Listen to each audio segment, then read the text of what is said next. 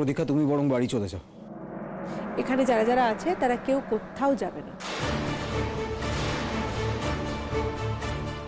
যদি কেউ কোথাও যায় তার নামটা পুলিশে লিখিয়ে আসবো, বলেও আসবো যেন প্রয়োজনে তাকে ডেকে পাঠানো হয়।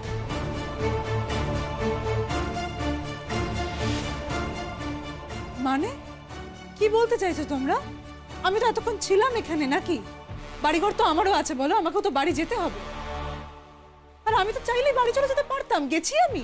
বাপ রে বাপ, অন্য সময় তো ইয়াদ আসে না, তব তো চিপকে চিপকে থাকো। হ্যাঁ, আব কি হলো? আব কেন ঘর যেতে চাইছো প্রতীক্ষা? না না, মানে আমি ওকে বাড়ি চলে যেতে বলে একটা অপরাধ করে ফেলেছি, তাই তো? আমার বৌদির যে কি হয়েছিল সেটা কি কেউ জানে? আর যদিও বা জানে, তাহলে তোমরা কি প্রতীক্ষাকে সন্দেহ করছো? আমি তো বুঝতে পারছি না, মানে তোমরা কি বলতে চাইছো? আমরা কিছুই বলতে চাইছি না, আর আমরা কাউকে সন্দেহ করছি না। তবে হ্যাঁ, কেউ সন্দেহের ঊর্ধ্বে সেটাও কিন্তু বলছি না, কারণ ওর শরীরে পয়জন পাওয়া গেছে।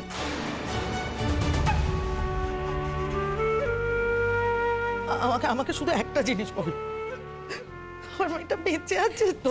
এসব কি বলছেন আপনি মাসিমা? অবশ্যই বেঁচে আছে শিমুল, আর শিমুলকে বেঁচে থাকতেই হবে। হ্যাঁ, এখন ওর জ্ঞান ফেরেনি, ট্রিটমেন্ট চলছে, জ্ঞানও ফিরে আসবে। এক্ষুনি দেখবেন, খবর পাবেন যে সিস্টার এসছে। শুনুন, আপনাদের পেশেন্টের জ্ঞান ফিরেছে। ও দিদি, কেমন আছে ও এখন? খুবই দুর্বল, কিন্তু জ্ঞান ফিরেছে। আচ্ছা, বেশ। বলছি আমি একটু শিমুলকে দেখতে যাব। হ্যাঁ মাসিমা, নিশ্চয়ই যাবেন, এত দূর থেকে কষ্ট করে এসছেন। ওর জ্ঞান ফিরলে আপনাকে দেখলে ওরও তো ভালো লাগবে। যাক বাবা, কি সব শুনছিলাম যেন একটু আগে, আমার উপর সন্দেহ হচ্ছিল না? গলতি করছো প্রতীক্ষা। আমরা তো বলিনি কি আমরা কারোর উপর শক করছি, আমরা सिर्फ বলেছি কি আমরা ঘর যাব না এখন, বাস इतना ही। और इतना बड़ा सिचुएशन হয়েছে, পুলিশ কেস তো হবেই না? আচ্ছা, এসব ঝামেলা ঝঞ্ঝাট, মানে বৌদির যখন সেন্স ফিরেই এসছে তখন এসব ঝঞ্ঝাটের কি কোনো দরকার আছে? না হলে আমরাও তো বলেছিলাম যে থানা পুলিশ করব। আমরাও বলেছিলাম ব্যাপারটা ইনভেস্টিগেট হওয়া দরকার, এই ঘটনার জন্য কে দায়ী সেটা জানা দরকার। আমার তো মাঝে মাঝে মনে হচ্ছে যে শিমুল যাদের সঙ্গে মেলামেশা করতো, কি জানি তাদের মধ্যে কেউ হয়তো এর মধ্যে হতেও পারে। যাদের সঙ্গে মিশতো তারাও করতে পারে, যাদের সঙ্গে মিশতে চাইতো না তারাও তো করতে পারে, তাই না? কিছুই তো বলা যায় না পরাগ।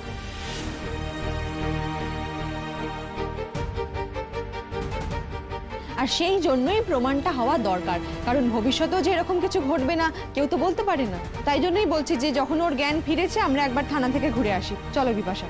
তোমরা থানায় গেলে আমাদেরও যেতে হবে, আমরাও যাব। বারণ করিনি তো, বারণ করলাম কোথায়? তোমরা তোমাদের মতো যেতেই পারো, কে বারণ করবে তোমাদের? কি সমস্যা? চল দাদা, আমরা যাই। প্রতীক্ষা, তুমিও চল। আমি না আর থানায় যাচ্ছি না এখন, ঠিক আছে? যদি পুলিশ ডেকে পাঠায়, যদি সত্যিই দরকার পড়ে, তাহলে কেন যাব না? নিশ্চয়ই যাব, তদন্তের সহযোগিতা করব, কিন্তু থানাটা অফ করে দাও। ঠিক আছে, কিন্তু তুমি গেলে যেতে পারতে। আগে মেয়েটার বিপদটা কেটেছে সে কথা জানি, সে কথা জানতে দাও। ও মেয়ের জ্ঞান ফিরুক ভালো করে, তারপর সব হবে, সব হবে। দেখো কাকিমা, সিস্টার তো এসে বলেই গেলেন ওর বিপদ কেটে গেছে। আর তাছাড়া থানায় আমাদের জানাতেই হবে। আর থানা থেকে এসে যখন জিজ্ঞাসাবাদ করবে, সেটা এখানে থাকতে থাকতেই করুক না। কাল যদি বাই চান্স শিমুলকে ছেড়ে দেয়, তাহলে তো বাড়িতে গিয়ে পুলিশ উৎপাত করবে। বাড়িতে গিয়ে পুলিশ উৎপাত করুক, সেটা তো আমরাও চাইবো না, বলো কাকিমা?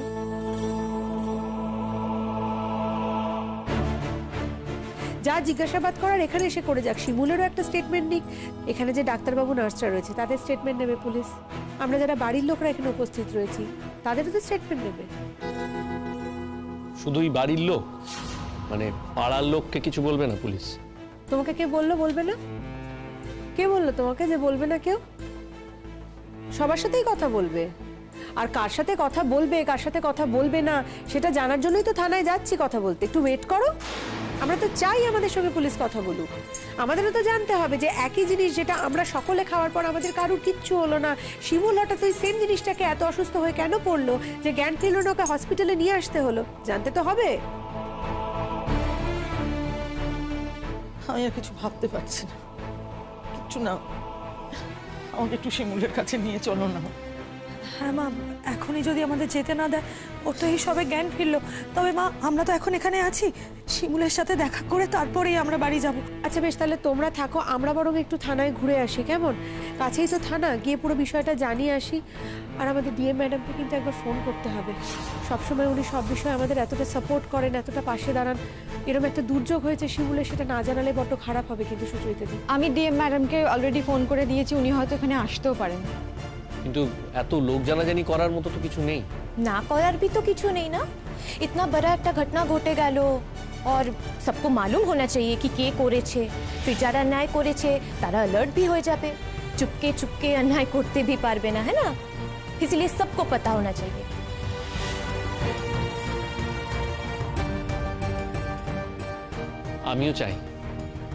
আমিও চাই তার নামটা প্রকাশ্যে আসুক। এত বড় অপরাধটা যে করেছে তার নামটা জানা যাক, আমি চাই। দেখো, আমি তোর হাজব্যান্ড, তোমরা যতই ওর সঙ্গে বাইরে মেলামেশা করো না কেন, আমি তোর সঙ্গে সংসার করি, বাড়িতে আমরা থাকি একসঙ্গে।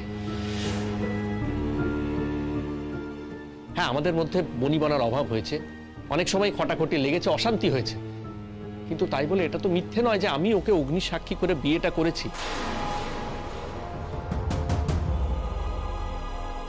ওর যদি কিছু একটা হয়ে যায় তাহলে সব থেকে বেশি ক্ষতি হবে আমারই। সেই জন্য আমি চাই অপরাধী শাস্তি পাক।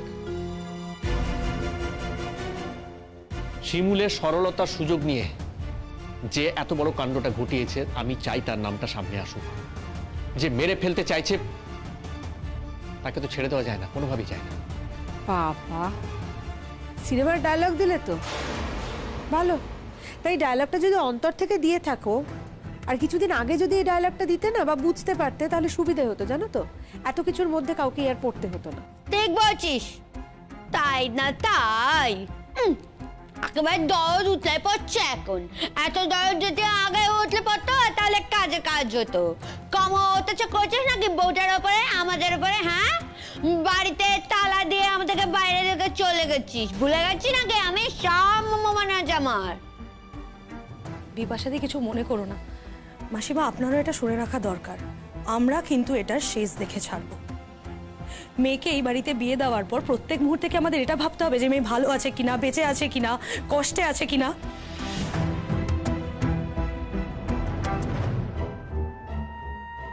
তার থেকে তো বরং ওর মুক্তির একটাই উপায়, আইন। আমাদের তাহলে এবার আইনের রাস্তাটাই বেছে নিতে হবে। আর এত ভালো একটা মেয়ে, জীবনটাই নষ্ট হয়ে গেল মেয়েটা। আমিও ঠিক তাই মনে করি।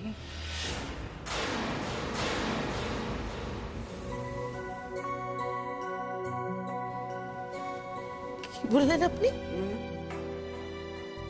বললুম আমিও ঠিক তাই মনে করি দিদি। ওই যতদিন তাকে আমি বউ বলে ভাবতুম, তখন এ কথা মনে হতো না। যবে থেকে তাকে নিজের মেয়ে বলে ভাবি, তবে থেকে এই কথা বুঝতে পেরেছি। কেন বুঝবো না? অত অবুঝ আমি নই দিদি। আজ যদি আমার মেয়ের এরকম একটা বিয়ে দিত, তার কি অবস্থা হতো আমি কি বুঝি না? আমি বা কি ভাবতুম, কি করতুম আমি বুঝি না। তবে আপনার মেয়ের সুখের জন্য আমিও কম করি না দিদি। আমি তো বলছি, আপনাদের হয়তো বিশ্বাস হবে না, কিন্তু ওর কাছেও আপনারা জানতে পারবেন হয়তো। তবে আমি যা করেছি সেটা বেশি কিছু করিনি। আমি কখনোই মনে করি না আমি বেশি কিছু করেছি। যা স্বাভাবিক, যা হওয়া উচিত আমি তাই করেছি, সেটুকুই করেছি। আর একটা বড় সত্যি আজ আমি বলতে চাই দিদি, আপনারা মেয়ের পক্ষের লোক, তাই যেমন তেমন একটা ছেলে দেখে মেয়েকে গচিয়ে দেব, তাকে বাড়ি থেকে বিদায় করে দেব, এই ভাবনাটা রাখা আপনাদের মনে উচিত হয় না। আমার কেন জানি মনে হয় যে আরেকটু দেখে, আরেকটু শুনে, আরেকটু বুঝে যদি আপনারা আপনার মেয়ের বিয়ে দিতেন, যদি না আর একটু দেখে শুনে আর একটু বুঝে আপনাদের মেয়েটার বিয়ে দেওয়া উচিত ছিল দিদি।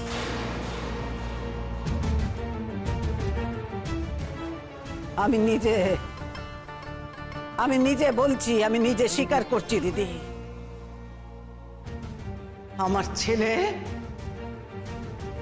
আপনার মেয়ের যোগ্য নয়।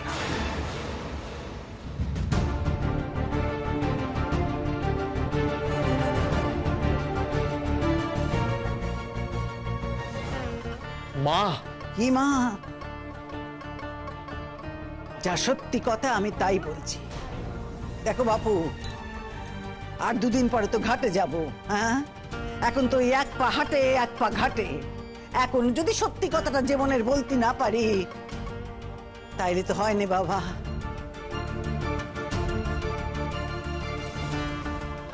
তাই সত্যি কথাটা আমাকে বলতেই হবে। আর আমি জানি যে এর জন্য ওই বাড়ি পৌঁছে গিয়ে তোমরা আমাকে অনেক কথা শোনাবে, অনেক কথা বলবে, কিন্তু ওই আমার তো তাতে আর কিচ্ছুটি যায় আসেনি।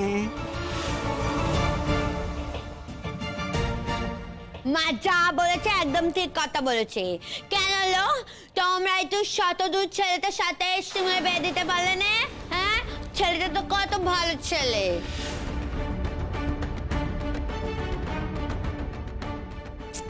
পুতুল, আস্তে প্লিজ। এসব কি হচ্ছে মা? আমি বুঝতে পারছি না এসব কথা আসছে কোত্থেকে। ব্যাপারখানা কি পুতুল? ও কি কথা বলেছি না? চুপ করে থাকবে, চুপ করে থাকবে, চুপ। আমরা তো বুঝতে পারছি না যে কে কার এগেনস্টে কনস্পিরেসি করছে। মা, তুমি আমাদের মা হয়ে নিজেদের ছেলের এগেনস্টেই ষড়যন্ত্র করছো, নিজেদের ছেলের বিরুদ্ধে। হ্যাঁ, আর তোমাদের মধ্যে সব বাইরের ছেলের নাম নিয়ে কথা উঠছে। না কাকে নিয়ে? তোমার বৌমাকে নিয়ে। দুনিয়ার সকলে জানে যে তোমার দিদির কথার কোনো মানে নেই, তার কথা কেউ বিশ্বাস করবে না। সে কোথায় কার কাছে কি শুনেছে না শুনেছে তাই বলছে। এর মধ্যে তোমার মাকে জড়াবে না। আর ওই যে বললুম জড়ালিও, তোমার মায়ের তাতে কিচ্ছুটি যায় আসে না। সবচেয়ে বড় সত্যিখানা হলো এই যে শিমুলের মতো মেয়ের সঙ্গে এই পরাগের মতন ছেলের বিয়ে হলি, সে বিয়ে কোনোদিনও সুখের হতে পারে না।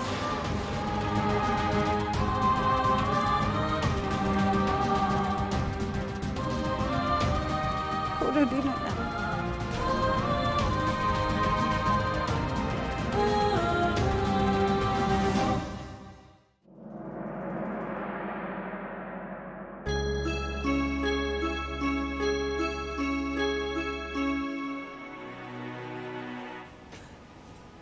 বৌমা, ও বৌমা, বৌমা গো, ও বৌমা, কি হয়ে গেল বৌমা? কি হয়েছিল কি তোমার? দেখো, আমি যদি তোমাকে ঘরে নিয়ে যেতে না পারতাম তাহলে আমি নিজেকে কি বলতাম বৌমা? কি বলতাম আমি নিজেকে? প্লিজ আপনি কাঁদবেন না, উনি কিন্তু এখনো উইক আছেন। এইভাবে আপনি কাঁদতে থাকলে ওনার মনের উপর চাপ পড়বে। এত উত্তেজিত হবেন না। আই বউ, কি হয়েছিল রে তোর? কি সুন্দর করে নাচ করলি, কি সুন্দর করে কথা বললি সবার সাথে, হঠাৎ করে মাথা ঘুরে পড়ে গেলি কেন? ও পুতুল, চুপ কর মা, চুপ কর। ওর মা বৌদি এরা এসে আগে কথা বলুক। দিদি বসুন তো, বসুন আপনি, বসুন না, বসুন। ও শিমুল, শিমুল, মাগো। মা, তুমি কেন আসতে গেলে এত কষ্ট করে? এসব তুই কি বলছিস শিমুল? আমি জানি তুই আমাদের ওপর অভিমান করে আছিস, কিন্তু তোর এরকম অবস্থার কথা শুনে আমরা আসতাম না। মরে তো আর যাইনি, মরে গেলেও বা কি করতে পারতে তোমরা? আমার উপর তোর অনেক অভিমান, তাই না শিমুল? অবশ্য অভিমান তো হবারই কথা। আমি তোর মা হলেও তো মায়ের কর্তব্য পালন করতে পারিনি, এরে জীবন। সেই জন্য এই কথাগুলো বলার তোর পুরো অধিকার আছে।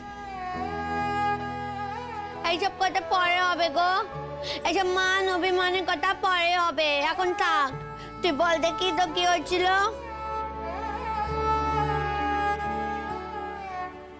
বলছি, বিপাশাদিরা কোথায়?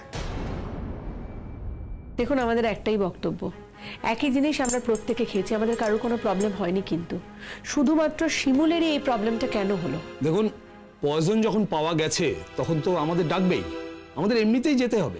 জানি স্যার, শুধু একটাই আর্জি নিয়ে এসেছি যাতে ইনভেস্টিগেশনটা ঠিকঠাকভাবে হয়, কারণ আমরা জানতে চাই যে এত বড় ক্ষতি কে করতে চায়।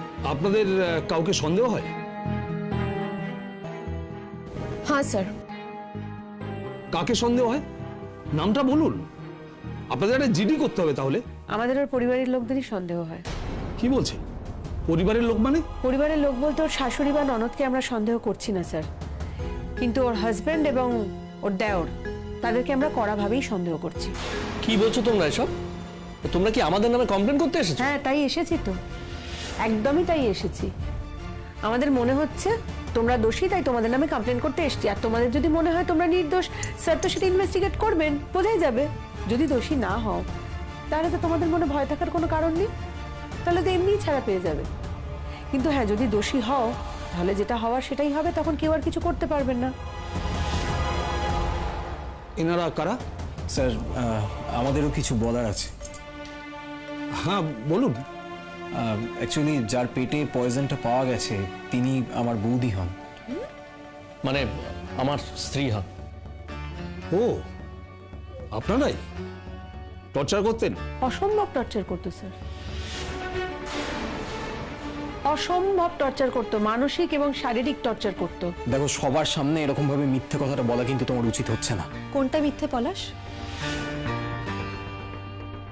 তোমার দাদা শিমুলের গায়ে হাত তুলতো না, মারার চেষ্টা করেনি কখনো, এটা মিথ্যে? কি হলো পরাগ, তুমি চুপ করে আছো কেন? মারা আর মারতে যাওয়ার মধ্যে কি খুব তফাৎ আছে? দাঁড়াও, আমি বুঝতে পারছি না তোমরা হঠাৎ হাত ধুয়ে কেন পড়লে আমাদের পিছনে? কিসের জন্য? মানে আমরা কি ক্ষতি করেছি তোমাদের? কি করেছি আমরা? তোমরা তো যা খুশি তাই করে বেড়াচ্ছ পাড়াতে। আমাদের বাড়িতে রেগুলারলি তোমরা ইন্টারফেয়ার করে গেছো, আমার স্ত্রীকে তোমাদের দলে ভিড়িয়েছো। কই, ও তো আগে এরকম ছিল না।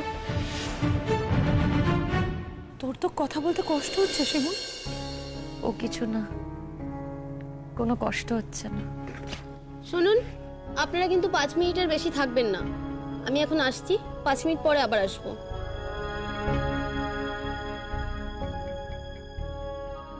শিমুল, এখান থেকে তোকে ছেড়ে দিলে তোকে আমার সাথে নিয়ে যাবো আমি। ও দিদি, না না না, এই কথা বলবেন না। আগে আমি আপনার মেয়েটাকে সুস্থ করে নিই, তারপর না হয় যাবে এখন। দিদি, আপনার কি মনে হয় আমার মেয়েকে আপনি আমার থেকে তাড়াতাড়ি সুস্থ করে তুলতে পারবেন? তা মনে হয় পারবো। আপনি এই কথাটা বলেন মাসিমা? বললুম, আগে হয়তো বলতে পারতুম না, কিন্তু এখন খুব জোরের সঙ্গে বলতে পারি যে পারবো। ও তো শুধু আমার ছেলের বউ নয় গো, আমার বৌমা, আমার বন্ধু।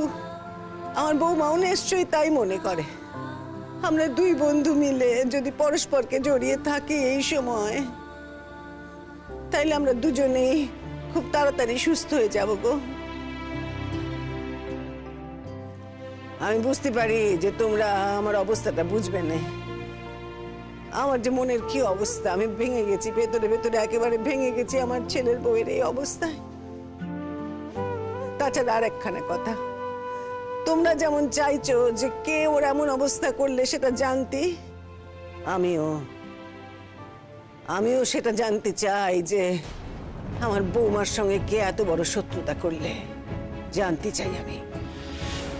পেটে যখন বিষ পাওয়া গেছে, আর সে বিষ যখন পরীক্ষা নিরীক্ষা হচ্ছে, তখন তোমাদের মতো আমিও জানতে চাই যে আমার বৌমার এত বড় ক্ষতিটা কে করলে। তোমাদের সংসর্গে পড়ে কিন্তু শিমুল এরকম হয়ে গেছে। মাইন্ড ইওর ল্যাঙ্গুয়েজ পরাগ। আমাদের সংসর্গে খারাপ হয়েছিল মানে? নাকি তোমরা যে চরম অত্যাচারটা দিনের পর দিন ওর উপরে করেছো, সেই অত্যাচারের হাত থেকে ওকে বাঁচানোর জন্য ওকে ওখান থেকে বের করে এনে আমাদের দলের মেম্বার করে ওকে মানসিকভাবে লড়াই করার ক্ষমতাটা দিয়েছি বলে আমরা খারাপ হয়ে গেছি তোমাদের কাছে? শুনুন, আপনারা নিজেদের মধ্যে এরকম তর্জা করবেন না। আপনাদের যার যা বক্তব্য আছে লিখে দিয়ে যান। हाँ, আমরা वही लिखते ही এসেছি। और ये जो एप्लीकेशन এনেছি না, इसमें साफ साफ लिखा আছে कि আমরা শক করছি এই দুজনকে। आप पढ़ लीजिए ठीक से। না না, দাঁড়াও দাঁড়াও, এরকম সন্দেহ করছো মানেটা কি? আমরা তো ব্যাপারটা জানি না, আমাদের নামে এরকম উটকো সন্দেহ চাপিয়ে দিচ্ছ কেন? না না, আমাদের উপর প্রতিশোধ নেওয়ার জন্য তোমরা এই পথটা বেছে নিলে কেন? হ্যাঁ, আমি মানছি আমার দাদা বৌদির মধ্যে মতের অমিল আছে। অনেক ফ্যামিলিতেই এই মতের অমিলটা থাকে। হ্যাঁ, তার মধ্যে অনেকে সেপারেট হয়ে যায় আর অনেকে একসঙ্গে থেকে যায়, কিন্তু থাকে কিন্তু এই ঝামেলাগুলো সঙ্গে করে নিয়েই থাকে। হ্যাঁ, আর আমার দাদা বৌদি এই সেপারেশনের কথাটা ভাবেনি, এটাই হচ্ছে ফারাক। কিন্তু তারা তো একসঙ্গেই থাকে, একই বাড়িতে থাকে। উল্টে আমার বৌদির সব খাওয়া খরচার টাকা কিন্তু আমার দাদাই দিত। বরঞ্চ আমার বৌদি আমার দাদার কোনো কথা শুনতো না স্যার, যা ইচ্ছে তাই করতো। যা ইচ্ছে তাইটা কিরকম? এই ধরুন পাড়ার পুজোয় ঠাকুর আনতে চলে যাচ্ছে, পাড়ার ফাংশনে নাচ গান সব কিছু করছে, সারাদিন ওই পুজোর মণ্ডপে ব্যস্ত থাকছে। আর কি বলবো স্যার, আমার দাদার সঙ্গে এক ঘরে থাকে না পর্যন্ত। কতদিন বিয়ে হয়েছে? স্যার 1 বছরও হয়নি স্যার। মতভেদটা কি নিয়ে? অধিকারবোধ স্যার, মারাত্মক অধিকারবোধ। শিমুলের সবকিছুতেই বারণ। ও বাড়ির বাইরে বেরোতে পারবে না, ওর নিজের মতো চলার কোনো অধিকার নেই, যা বলবে ওরা তাই করতে হবে। ওর শাশুড়িও এর আগে প্রচন্ড জ্বালাতন করেছে ওকে, কিন্তু এই হালে বলতে নেই ওর শাশুড়ির ব্যবহার অনেকটাই পরিবর্তন হয়েছে। আরেকজন ননদ আছে স্যার, তার কিছু সমস্যা আছে, এই ননদেরও পুরো দায়িত্বটা কিন্তু শিমুলই নিয়েছে। আর এই যে এত জ্বালাতন করে, এত অত্যাচার করেছে ওর হাজবেন্ড, তা সত্ত্বেও কিন্তু ওর সেবা যত্নে কোনো ত্রুটি করেনি শিমুল, ওর দেওরেরও তাই। কিন্তু এরা তার বিনিময়ে শিমুলকে কি ফিরিয়ে দিয়েছে জানেন? শুধু অসভ্যতা। আর একটা কথা কি বলবো স্যার, আমাদের বলতেই লজ্জা লাগছে। শিমুলের সব থেকে বড় দুঃখ, রাতের পর রাত এই ছেলেটি যে ওকে কিভাবে টর্চার করেছে আপনি ভাবতে পারবেন না। প্রতি কটা দিন ওর মতের এগেনস্টে গিয়ে ওর ওপর শারীরিক অত্যাচার করেছে স্যার। ম্যারাইটাল রেপের শিকার হয়েছে মেয়েটির দিনের পর দিন। আজকাল কি এগুলো করা যায় আপনি বলুন তো?